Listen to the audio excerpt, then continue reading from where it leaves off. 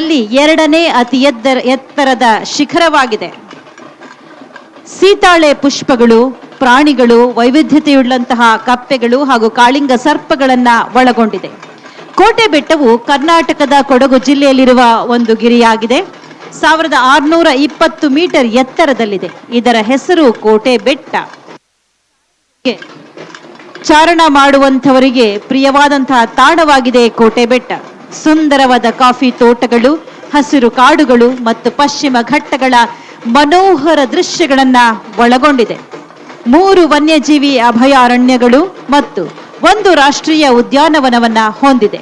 ಬ್ರಹ್ಮಗಿರಿ, ತಲಕಾವೇರಿ ಮತ್ತು ಪುಷ್ಪಗಿರಿ ವನ್ಯಜೀವಿ ಅಭಯಾರಣ್ಯಗಳು. ನಾಗರಹೊಳೆ ರಾಷ್ಟ್ರೀಯ ಉದ್ಯಾನವನವು ಹುಲಿ ಸಂರಕ್ಷಿತ ಪ್ರದೇಶವಾಗಿದೆ.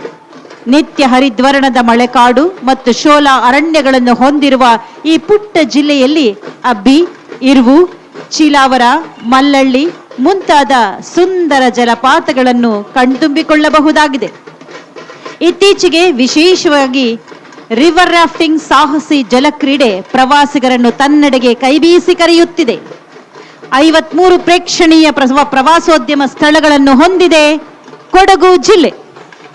ಕೊಡಗು ಜಿಲ್ಲೆಯ ವಿಶೇಷತೆಗಳ ಜೊತೆಯಲ್ಲಿ ಆ ಸ್ತಬ್ಧ ಚಿತ್ರದ ನಂತರ ಮುಂದೆ ಹೋಗ್ತಾ ಇರುವಂತಹ ಜಾನಪದ ಕಲಾ ತಂಡ ಕೊಡವ ಒಕ್ಕಲಿಗರ ಸುಗ್ಗಿ ಕುಣಿತ.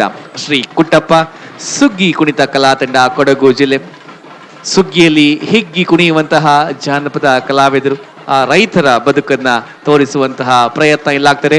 ವಿಶೇಷವಾಗಿ ನೋಡಬಹುದು ಕೊಡಗಿನ ವಿಶೇಷ ದಿರಿಸಿನಲ್ಲಿ ಅಲ್ಲಿ ಕಲಾವಿದರು ಸಾಕ್ತಾ ಇದ್ದಾರೆ ಸ್ತಬ್ಧ ಚಿತ್ರದ ಹಿಂದೆ.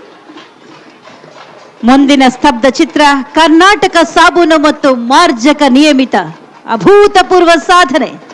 1916ರಲ್ಲಿ ಅಂದಿನ ಮೈಸೂರು ಸಂಸ್ಥಾನದ ಮಹಾರಾಜರಾಗಿದ್ದ ಶ್ರೀ ನಾಲ್ವಡಿ ಕೃಷ್ಣರಾಜ ಒಡೆಯರ್ ಅವರು ಶ್ರೀ ಸರ್ ಎಂ ವಿಶ್ವೇಶ್ವರಯ್ಯನವರ ಶ್ರಮದ ಫಲವಾಗಿ ಹಾಗೂ SG ಶಾಸ್ತ್ರಿಯವರ ಸಂಶೋಧನೆಯ ಫಲವಾಗಿ ಮೈಸೂರು ಶ್ರೀಗಂಧದೆಣ್ಣೆ ಸಾಬೂನು ಕಾರ್ಖಾನೆಯು ಮೈಸೂರಿನಲ್ಲಿ ಸ್ಥಾಪಿತವಾಯಿತು. ಸರಿಸುಮಾರು 108 ವರ್ಷಗಳಿಂದ ಪಾರಂಪರಿಕ ವಿಧಾನದೊಂದಿಗೆ ಪರಿಶುದ್ಧವಾದ ಶ್ರೀಗಂಧದ ಎಣ್ಣೆಯನ್ನು ಬಳಸಿ ಮೈಸೂರು ಸ್ಯಾಂಡಲ್ ಸೋಪ್ ತಯಾರಿಸಲಾಗುತ್ತಿದೆ. ಸರ್ಕಾರಕ್ಕೆ ಲಾಭಾಂಶ ಕೊಡುವ ಸಾರ್ವಜನಿಕ ರಂಗದ ಉದ್ದಿಮೆಗಳ ಸಾಲಿನಲ್ಲಿ 21ನೇ ಸ್ಥಾನದಲ್ಲಿದ್ದ KSDL ಈಗ 3ನೇ ಸ್ಥಾನಕ್ಕೆ ಬಂದಿದೆ. ಈ ವಾಣಿಜ್ಯ ಮತ್ತು ಆಧುನಿಕ ವ್ಯಾಪಾರದಲ್ಲಿ 2022-23ರಲ್ಲಿ 50 ಕೋಟಿ ಇದ್ದ ವಹಿವಾಟು ಹೊಸದಾಗಿ 452 ವಿತರಕರನ್ನು 210 ಹೊಸ ಏಜೆನ್ಸಿಗಳನ್ನು ನೇಮಕ ಮಾಡಿ 2023-24ನೇ ಸಾಲಿನಲ್ಲಿ 382 ಕೋಟಿ ರೂಪಾಯಿಗಳ ವಹಿವಾಟನ್ನ ಮಾಡಿದೆ ಕರ್ನಾಟಕ ಸಾಬೂನು ಮತ್ತು ಮಾರ್ಜಕ ನಿಯಮಿತ. ನಮ್ಮ ಮುಂದಿನ ಗುರಿ ಎಂದರೆ ವಿದೇಶಿ ಮಾರುಕಟ್ಟೆ ಮೇಲೆ ಹಿಂದೆ 0.5% ಇದ್ದ ವಹಿವಾಟನ್ನು 15%ರಷ್ಟಿಗೆ ಅಂದರೆ 20 ಕೋಟಿ ರೂಪಾಯಿಗೆ ಏರಿಸುವುದೇ ಆಗಿದೆ. ಕಳೆದ 2 ವರ್ಷಗಳ ಆಡಳಿತ ವೈಖರಿಯನ್ನು ಮೆಚ್ಚಿ ಕರ್ನಾಟಕ ಸರ್ಕಾರದ ಕೆಂಪೇಗೌಡ ಪ್ರಶಸ್ತಿ ಕೂಡ ಬಂದಿದೆ. ನ್ಯೂಸ್ 18 ಚಾನೆಲ್ನ emerging PSU of government of Karnataka ಪ್ರಶಸ್ತಿ ಕೂಡ ಲಭ್ಯವಾಗಿದೆ. ನಮ್ಮ KSDLನ ಮಾರಾಟ ಮತ್ತು ಲಾಭದ ಗಳಿಕೆಯಲ್ಲಿ 15% ಗಳಿಸಿ FMCG ವಲಯದಲ್ಲಿ ಅಗ್ರಗಣ್ಯ ಸ್ಥಾನ ಪಡೆದಿದೆ ಕರ್ನಾಟಕ ಸಾಬೂನು ಮತ್ತು ಮಾರ್ಜಕ ನಿಯಮಿತ. ಬಂಧುಗಳೇ, 2022-23ನೇ ಸಾಲಿನಲ್ಲಿ 1375 ಕೋಟಿ ರೂಪಾಯಿಯ ವಹಿವಾಟನ್ನು ನಡೆಸಿದೆ. 181 ಕೋಟಿ ರೂಪಾಯಿಗಳ ನಿವ್ವಳ ಲಾಭ ಗಳಿಸಿದೆ. 2023-24ರಲ್ಲಿ 1571 ಕೋಟಿ ವಹಿವಾಟು ಮಾಡಿ 362 ಕೋಟಿ ನಿವ್ವಳ ಲಾಭ ಗಳಿಸಿದೆ. 24-25ನೇ ಸಾಲಿನಲ್ಲಿ ಐತಿಹಾಸಿಕವಾಗಿ 1786 ಕೋಟಿ ರೂಪಾಯಿ ವಹಿವಾಟು ಮಾಡಿ 451 ಕೋಟಿ ರೂಪಾಯಿ ನಿವ್ವಳ ಲಾಭ ಗಳಿಸಿದೆ. ಮೈಸೂರಿನ ಹೆಮ್ಮೆಯ ಸಂಸ್ಥೆ ಕರ್ನಾಟಕ ಸಾಬೂನು ಮತ್ತು ಮಾರ್ಜಕ ನಿಯಮಿತ. ಚಪ್ಪಾಳೆಗಳು ಬರಲಿ ಬಂಧುಗಳೇ ಈ ಎಲ್ಲ ಸಾಧನೆಗೆ. ಮುಂದಿನ ಜಾನಪದ ಕಲಾ ತಂಡ ಹಾಲಕ್ಕಿ ಸುಗ್ಗಿ ಕುಣಿತ. ಉತ್ತರ ಕನ್ನಡ ಜಿಲ್ಲೆ ಹಾಗೂ ಕಾರವಾರದ ಗುಡ್ಡಗಾಡು ಪ್ರದೇಶಗಳಲ್ಲಿ ವಾಸಿಸುವ ಹಾಲಕ್ಕಿ ಒಕ್ಕಲಿಗರು ಪ್ರದರ್ಶಿಸುವ ಸುಗ್ಗಿ ಕುಣಿತ ವರ್ಣರಂಜಿತವಾಗಿರುತ್ತೆ. ಚಳಿಗಾಲ ಕಳೆದು ವಸಂತ ಮಾಲ ಕಾಲವಿದ್ದಂತೆ ಸುಗ್ಗಿ ಆರಂಭವಾಗುತ್ತದೆ. ಈ ಸಂದರ್ಭದಲ್ಲಿ ಸುಗ್ಗಿ ಕುಣಿತ ನಡೆಯುತ್ತೆ. ಈ ಕುಣಿತದಲ್ಲಿ ಭಾಗವಹಿಸುವ ಕಲಾವಿದರಿಗೆ ಮುಖ್ಯವಾಗಿ ಶಿರಭೂಷಣ ಹಾಗೂ ಪೊಗಡೆ ತುರಾಯಿ ಬೇಕು. ಈ ತುರಾಯಿಗಳಲ್ಲಿ ಬಣ್ಣ ಬಣ್ಣದ ಕಾಗದ, ಬೆಂಡು, ಬೇಗಡೆಗಳಾದ ತೆನೆಗಳ ಮೇಲೆ ಹಕ್ಕಿಗಳು ಕುಣಿತಂತೆ ಕಾಣುವ ಹಾಗೆ ಸಿದ್ಧಪಡಿಸಿರುತ್ತಾರೆ. ಕಲಾವಿದರು ಸೀರೆಯಲ್ಲಿ ಮೊಣಕಾಲಿನವರೆಗೆ ಬರುವಂತೆ ನೆರಿಗೆಯಾಗಿ ಉಡುತ್ತಾರೆ. ಮೇಲುಗಡೆ ಹಳದಿ, ಕೆಂಪು, ಹಸಿರು ಬಣ್ಣದ ನಿಲುವಂಗಿ ಧರಿಸಿರುತ್ತಾರೆ. ಹಾಲಕ್ಕಿ ಸುಗ್ಗಿ ಕುಣಿತ ಮಾಡ್ತಿರುವಂತಹ ಕಲಾವಿದರು ಶ್ರೀ ಗಣಪು ಬಡವ ಗೌಡ, ಉತ್ತರ ಕನ್ನಡ ಜಿಲ್ಲೆ.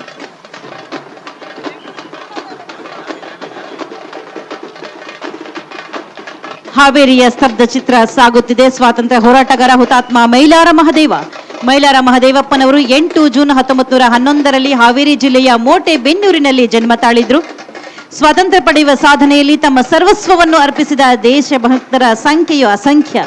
ಅಂತವರಲ್ಲಿ ಮಹಾತ್ಮ ಗಾಂಧೀಜಿಯವರ ಜೊತೆಯಲ್ಲಿ ಇತಿಹಾಸ ಪ್ರಸಿದ್ಧವಾದ ಉಪ್ಪಿನ ಸತ್ಯಾಗ್ರಹ, ದಂಡಿ ಯಾತ್ರೆಯಲ್ಲಿ ಕರ್ನಾಟಕದ ಏಕೈಕ ಪ್ರತಿನಿಧಿಯಾಗಿ ಭಾಗವಹಿಸಿ ಹುತಾತ್ಮ ಮೈಲಾರ ಮಹದೇವಪ್ಪನವರು ನಾಡಿಗೆ ಹೆಮ್ಮೆಯನ್ನ ತಂದಿದ್ದಾರೆ. ಇವರೊಟ್ಟಿಗೆ ಸ್ವಾತಂತ್ರ್ಯ ಸಂಗ್ರಾಮದಲ್ಲಿ ನೆರಳಿನಂತೆ ಹಿಂಬಾಲಿಸಿ ದುಡಿದ ಅವರ ಪತ್ನಿ ಶ್ರೀಮತಿ ಸಿದ್ದಮ್ಮ ಮೈಲಾರರವರು ಈ ನಾಡಿಗೆ ಅಪಾರ ಸೇವೆಯನ್ನು ಸಲ್ಲಿಸಿದ್ದಾರೆ. ಈ ಹಿನ್ನೆಲೆಯಲ್ಲಿ ಪ್ರತಿಯೊಬ್ಬ ಪ್ರಜೆಯಲ್ಲಿ ರಾಷ್ಟ್ರಭಕ್ತಿಯನ್ನ ಜಾಗೃತಗೊಳಿಸುವುದು ಹಾಗೂ ಅದು ಶಾಶ್ವತವಾಗಿ ನೆಲೆಗೊಳ್ಳುವಂತೆ ಮಾಡಲು ಹುತಾತ್ಮ ಮೈಲಾರ ಮಹದೇವಪ್ಪ ರಾಷ್ಟ್ರೀಯ ಸ್ಮಾರಕ ಟ್ರಸ್ಟ್ ಅನ್ನು ಹಾವೇರಿಯಲ್ಲಿ ಸ್ಥಾಪನೆ ಮಾಡಲಾಗಿದೆ. ಅದರ ನಂತರ ಸಾಕ್ತಾ ಇರುವಂತಹ ಕಲಾ ತಂಡಗಳು ಮಹಿಳಾ ಕೋಲಾಟದ ಜೊತೆಯಾಗಿ ಕಲಾವಿದರು ಅಲ್ಲಿ ಸಾಕ್ತಾ ಇದ್ದಾರೆ. ಬಂಧುಗಳೇ, ಇವತ್ತು ಮಹಿಳೆಯರು ಎಲ್ಲ ರಂಗದಲ್ಲೂ ಕೂಡ ಯಶಸ್ಸು ಗಳಿಸಿರೋದು, ಸಾಧನೆ ಮಾಡಿರೋದು ನಾವು ಕಾಣ್ತಾ ಇದೀವಿ. ಜಾನಪದ ಕಲೆಯಲ್ಲೂ ಅಷ್ಟೇ ಮಹಿಳೆಯರು ತಮ್ಮದೇ ಆದಂತಹ ಛಾಪನ್ನ ಮೂಡಿಸಿದ್ದಾರೆ. ಮಹಿಳಾ ಕೋಲಾಟವನ್ನ ನಿರ್ವಹಿಸಿಕೊಡ್ತಾ ಇರೋ ತಂಡ ಶ್ರೀ ನಿವಾಸ್ NK ವಿನಾಯಕ ಮಹಿಳಾ ಕೋಲಾಟ ತಂಡ, ಮಂಡ್ಯ ಜಿಲ್ಲೆ. ಬೆಂಗಳೂರು ಗ್ರಾಮಾಂತರ ಜಿಲ್ಲೆಯ ಸ್ತಬ್ಧ ಚಿತ್ರವನ್ನ ನೀವಿಲ್ಲಿ ಕಾಣ್ತಾ ಇದ್ದೀರಿ. ಘಾಟಿ ಸುಬ್ರಹ್ಮಣ್ಯ ದೇವಸ್ಥಾನ, ದೇವನಹಳ್ಳಿ ಕೋಟೆ ಮತ್ತು ಕೆಂಪೇಗೌಡರ ವಿಗ್ರಹವನ್ನ ನೀವು ಕಾಣ್ತಾ ಇದ್ದೀರಿ. ಘಾಟಿ ಸುಬ್ರಹ್ಮಣ್ಯ ಸ್ವಾಮಿ ದೇವಸ್ಥಾನ ದಕ್ಷಿಣ ಭಾರತದ ಪ್ರಸಿದ್ಧ ನಾಗಾರಾಧನೆಯ ಕ್ಷೇತ್ರ. ಬೆಂಗಳೂರಿನಿಂದ 51 ಕಿಲೋಮೀಟರ್ ದೂರದಲ್ಲಿದೆ. ದೊಡ್ಡಬಳ್ಳಾಪುರ ತಾಲೂಕಿನಲ್ಲಿದೆ. ಇಲ್ಲಿ ಸುಬ್ರಹ್ಮಣ್ಯ ದೇವರನ್ನು ನಾಗರೂಪದಲ್ಲಿ ಆರಾಧನೆ ಮಾಡಲಾಗುತ್ತೆ. ದೇವನಹಳ್ಳಿ ಕೋಟೆಯು ಬೆಂಗಳೂರಿನಿಂದ 35 ಕಿಲೋಮೀಟರ್ ದೂರದಲ್ಲಿದೆ. ವಿಜಯನಗರ ಆಳ್ವಿಕೆಯಲ್ಲಿ ಆವತಿಯ ಪಾಳೆಗಾರ ರಣಭೈರೇಗೌಡ ಕ್ರಿಸ್ತಶಕ 1501ರಲ್ಲಿ ಆಮೆಯಾಕೃತಿಯಲ್ಲಿ ಕೋಟೆಯನ್ನ ನಿರ್ಮಾಣ ಮಾಡಿದ. ಕೋಟೆಯು 1747ರಲ್ಲಿ ಮೈಸೂರಿನ ಒಡೆಯರವರ ಅಧೀನಕ್ಕೆ ಬಂದ ನಂತರ ಇದು ಹೈದರಾಲಿ ಮತ್ತು ಟಿಪ್ಪು ಸುಲ್ತಾನ್ ಅವರ ವಶವಾಯಿತು. ಟಿಪ್ಪು ಸುಲ್ತಾನ್ ಅವರ ಜನ್ಮಸ್ಥಳವು ದೇವನಹಳ್ಳಿಯಲ್ಲಿ 1791ರಲ್ಲಿ ಬ್ರಿಟಿಷರು ಟಿಪ್ಪು ಸುಲ್ತಾನ್ರಿಂದ ಈ ಕೋಟೆಯನ್ನು ವಶಪಡಿಸಿಕೊಂಡ್ರು. ಕೋಟೆಯಲ್ಲಿ ವೇಣುಗೋಪಾಲ ಸ್ವಾಮಿ ದೇವಸ್ಥಾನವಿದೆ, ಸಿದ್ಧಲಿಂಗೇಶ್ವರ ದೇವಸ್ಥಾನವಿದೆ, ಚಂದ್ರಮೌಳೇಶ್ವರ ದೇವಸ್ಥಾನ, ನಂಜುಂಡೇಶ್ವರ ದೇವಸ್ಥಾನವನ್ನ ಕಾಣಬಹುದು. ಕೆಂಪೇಗೌಡರ ವಿಗ್ರಹವನ್ನ ನೀವಿಲ್ಲಿ ಕಾಣ್ತಾ ಇದ್ದೀರಿ. 1510ರಲ್ಲಿ ಯಲಹಂಕದಲ್ಲಿ ಜನಿಸಿ ಮಾಧವ ಭಟ್ಟರ ಗುರುಕುಲದಲ್ಲಿ ಆಶ್ರಮದಲ್ಲಿ ವಿದ್ಯಾಭ್ಯಾಸವನ್ನ ಮಾಡಿ ಚೆನ್ನಾಂಬೆಯವರ ಜೊತೆ ವಿವಾಹವಾಗಿ 1531ರಲ್ಲಿ ಯಲಹಂಕ ನಗರದ ಸಾಮಂತರಾಗಿ ಅಧಿಕಾರ ವಹಿಸಿಕೊಳ್ಳುತ್ತಾರೆ. 1537ರಲ್ಲಿ ಬೆಂಗಳೂರು ನಿರ್ಮಾಣಕ್ಕೆ ಅಡಿಗಲ್ಲು ಹಾಕುತ್ತಾರೆ. ಕೆಂಪೇಗೌಡರು ಕೆಂಪಾಂಬುಧಿ ಕೆರೆ, ಧರ್ಮಾಂಬುಧಿ ಕೆರೆ, ಸಂಪಂಗಿರಾಮ ಕೆರೆ, ಚನ್ನಮ್ಮನ ಕೆರೆ, ಕಾರಂಜಿ ಕೆರೆ, ಹಲಸೂರು ಕೆರೆಗಳನ್ನು ನಿರ್ಮಾಣ ಮಾಡಿದರು. ಕೆಂಪೇಗೌಡರು ದೊಡ್ಡ ಬಸವನಗುಡಿ, ಆಂಜನೇಯ ಗುಡಿ, ಕೆರೆ, ಕಾರಂಜಿ ಕೆರೆ, ಗವಿಗಂಗಾಧರೇಶ್ವರ ಗುಡಿ, ಹಲಸೂರಿನ ಸೋಮೇಶ್ವರ ಗುಡಿ ಎಲ್ಲವನ್ನ ನಿರ್ಮಾಣ ಮಾಡಿ ಇತಿಹಾಸವನ್ನ ಸೃಷ್ಟಿಸಿದರು. ಬೆಂಗಳೂರು ಗ್ರಾಮಾಂತರ ಜಿಲ್ಲೆಯ ಸ್ತಬ್ಧ ಚಿತ್ರದ ಮುಂದೆ ಮಹಿಳಾ ಪಟದ ಕುಣಿತ ಸಾಕ್ತಾ ಇದ್ರೆ, ಅದರ ಹಿಂದೆ ಮಹಿಳಾ ವೀರಗಾಸೆ ತಂಡ ಸಾಕ್ತಾ ಇದೆ. ಬಂಧುಗಳೇ, ಶೈವ ಸಂಪ್ರದಾಯದ ಒಂದು ಮಹತ್ವಪೂರ್ಣ ಕಲೆ ವೀರಗಾಸೆ. ಸಂಪ್ರದಾಯದ ವಿರುದ್ಧ ಸಿಡಿದೆದ್ದ ಪ್ರಗತಿಶೀಲ ವಿಚಾರಧಾರೆ ಈ ಕಲೆಗೆ ಹಿನ್ನೆಲೆ. ದಕ್ಷ ಬ್ರಹ್ಮನ ಯಜ್ಞವನ್ನ ಧ್ವಂಸ ಮಾಡಿ ಬಂದ ವೀರಭದ್ರನ ವಿಜೃಂಭಣೆಯೇ ವೀರಗಾಸೆ. ಮಹಿಳಾ ವೀರಗಾಸೆಯನ್ನ ನೆರವೇರಿಸಿಕೊಡ್ತಾ ಇರುವಂತಹ ತಂಡ ಶ್ರೀಮತಿ ಪಲ್ಲವಿ KH ಮಹಿಳಾ ವೀರಗಾಸೆ ಕಲಾ ತಂಡ, ಒಲಿಹಳ್ಳಿ, ಕಡೂರು, ಚಿಕ್ಕಮಗಳೂರು ಜಿಲ್ಲೆ. ಚಿಕ್ಕಮಗಳೂರು ಜಿಲ್ಲೆಯಿಂದ ಬಂದಿದೆ ಭದ್ರ ಬಾಲ್ಯ ಯೋಜನೆ ಚಿಕ್ಕಮಗಳೂರು ಜಿಲ್ಲೆ ಸ್ತಬ್ಧ ಚಿತ್ರ. ಚಿಕ್ಕಮಗಳೂರು ಜಿಲ್ಲಾಡಳಿತ ಮತ್ತು ಜಿಲ್ಲಾ ಪಂಚಾಯತ್ ಸಹಯೋಗದೊಂದಿಗೆ ಅಸ್ತಿತ್ವಕ್ಕೆ ಬಂದಿರುವ ಭದ್ರ ಬಾಲ್ಯ ಯೋಜನೆಯು ಪ್ರತಿ ಮಗುವು ಸುರಕ್ಷಿತ, ಗೌರವಪೂರ್ವಕ ಮತ್ತು ಸಬಲೀಕೃತ ಬಾಲ್ಯವನ್ನು ಅನುಭವಿಸುವಂತೆ ಮಾಡುವ ಪರಿಕಲ್ಪನೆ ಹೊಂದಿದೆ. ಭದ್ರ ಬಾಲ್ಯ ಯೋಜನೆಯು ವಿಶಿಷ್ಟವಾದ ಪರಿಕಲ್ಪನೆಯೊಂದಿಗೆ ರೂಪುಗೊಂಡಿದ್ದು, ಮಕ್ಕಳಲ್ಲಿ ಆತ್ಮವಿಶ್ವಾಸ, ಸ್ವಯಂ ಪ್ರೇರಣೆ, ವಿವೇಚನಾ ಶಕ್ತಿ ಮತ್ತು ಸ್ವಾವಲಂಬನೆಯ ಕಲ್ಪನೆ ಮೂಡಿಸುತ್ತದೆ. ಬಾಲ್ಯ ವಿವಾಹ, ಲೈಂಗಿಕ ಶೋಷಣೆ, ಅಪ್ರಾಪ್ತ ವಯಸ್ಸಿನಲ್ಲಿ ಗರ್ಭಧಾರಣೆ ಈ ವಿಷಯಗಳ ಬಗ್ಗೆ ಅರಿವು ಮೂಡಿಸಿ ಶಿಕ್ಷಣದ ಮಹತ್ವದ ಬಗ್ಗೆ ಜ್ಞಾನ ತುಂಬಿ ಅವರಲ್ಲಿ ಆತ್ಮವಿಶ್ವಾಸ ದುಪ್ಪಟ್ಟು ಮಾಡಿ ಪರಿಪೂರ್ಣ ವ್ಯಕ್ತಿತ್ವ ನಿರ್ಮಾಣ ಮಾಡುವ ಏಕೈಕ ಉದ್ದೇಶವನ್ನು ಹೊಂದಿದೆ ಈ ಭದ್ರ